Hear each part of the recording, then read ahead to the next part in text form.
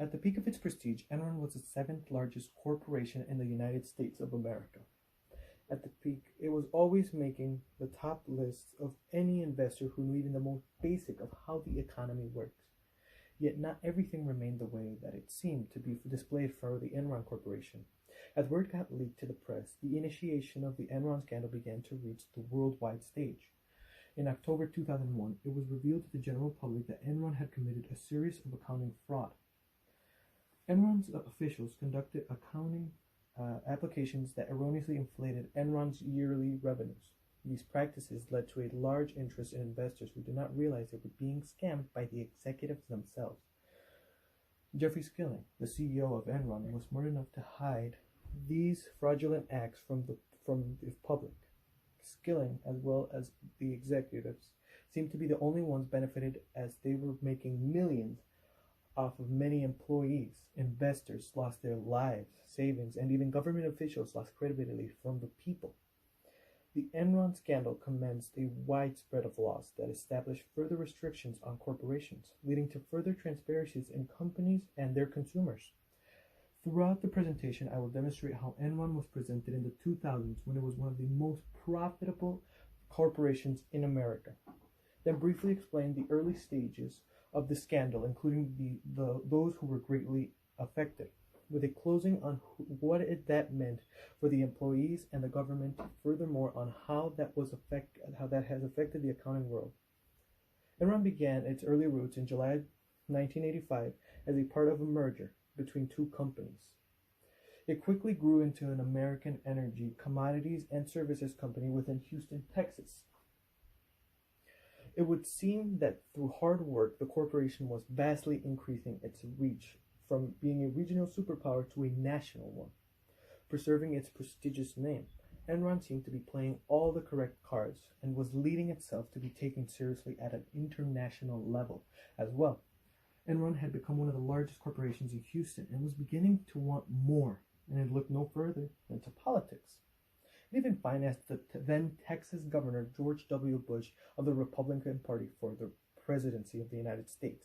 According to an article written before the scandal, it stated how Enron and its executives are also the single largest contributors, 550,000 and counting, stated in Progressive's article.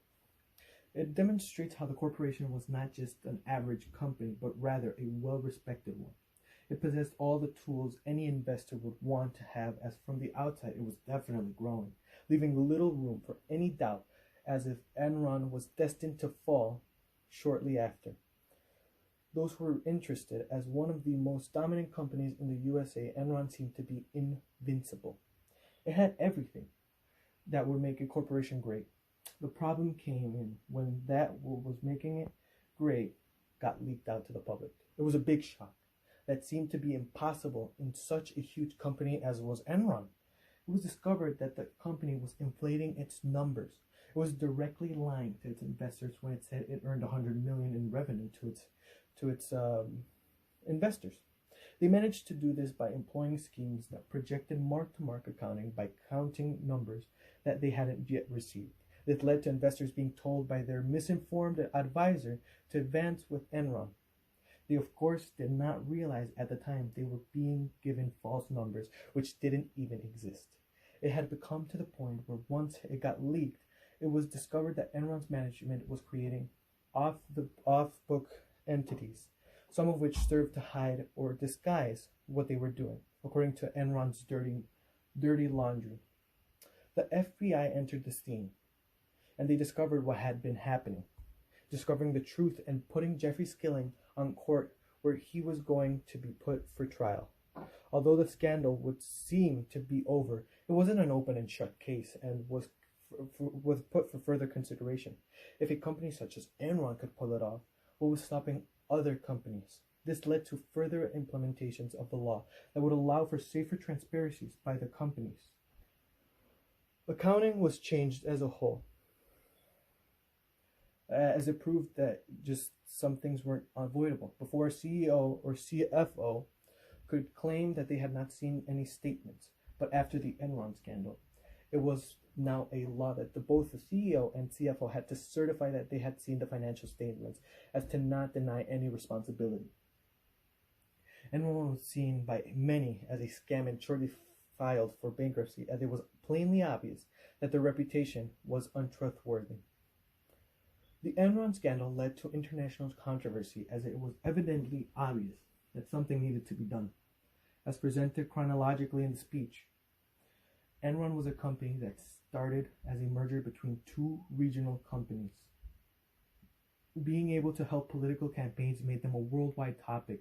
A scandal of this magnitude led to further scrutiny from all companies involved in the actions that Enron had made.